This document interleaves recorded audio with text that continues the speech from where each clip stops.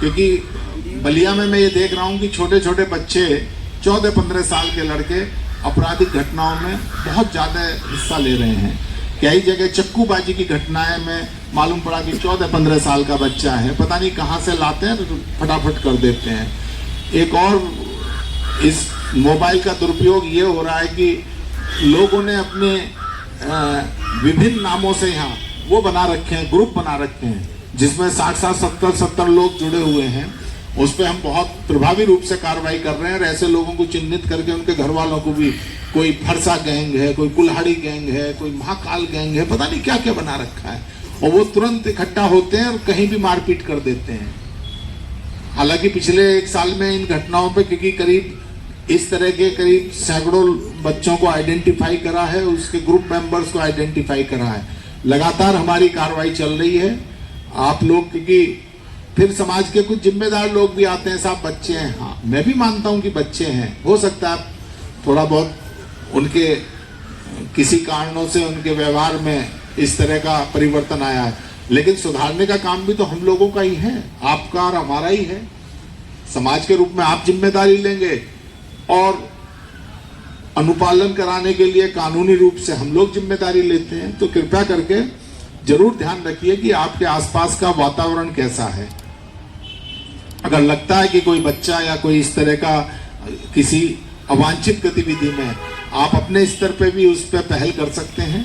आप गोपनीय रूप से पुलिस को भी बता सकते हैं, जिस पे समय रहते हुए हो सकता है एक जो नागरिक है वो अपराधी बनने की तरफ चल रहा है, तो वो रुक जाए और सही रास्ता पकड़ ले अपने, क्योंकि सही लोगों के लिए खाने कमाने की कोई कमी इस समय नहीं है। हर आदमी लगा ही हुआ है किसी ना किसी नौकरी में, प्राइवेट नौकरी में, व्यवसाय में, तो कुछ ना कुछ ऐसा काम करे जो सम्मान से हो, आगे बढ़े और अपने परिवार का लालन पालन करे। क्योंकि आपराधिक कृत्यों की कोई बहुत लंबी उम्र नहीं होती, एक ना एक दिन उसका हश्र बुरा ही होता है, और उस माध्यम से जिन लोगों को खाने की आदत पड़ जाती है उनका भी हश्र बुरा ही होता है।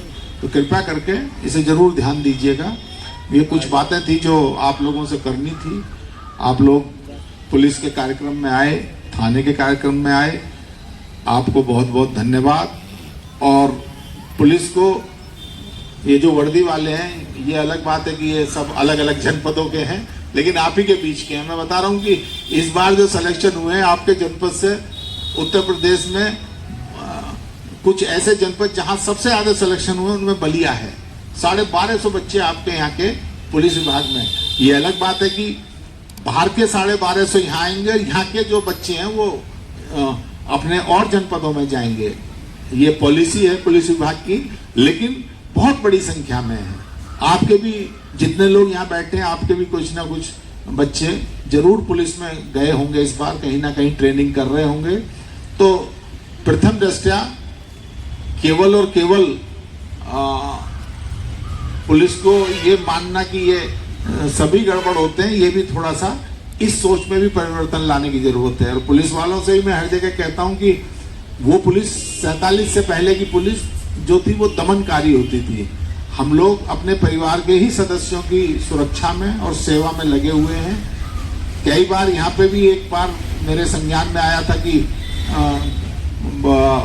कुछ दुर्व्यवहार की, तो वहाँ कार्रवाई भी होती है, सस्पेंड भी होते हैं लोग, नौकरी से भी जाते हैं और मुकदमे भी लिखे जाते हैं। तो ये सबके लिए बराबर है। कोई अपराधी जन्म से अपराधी नहीं होता है।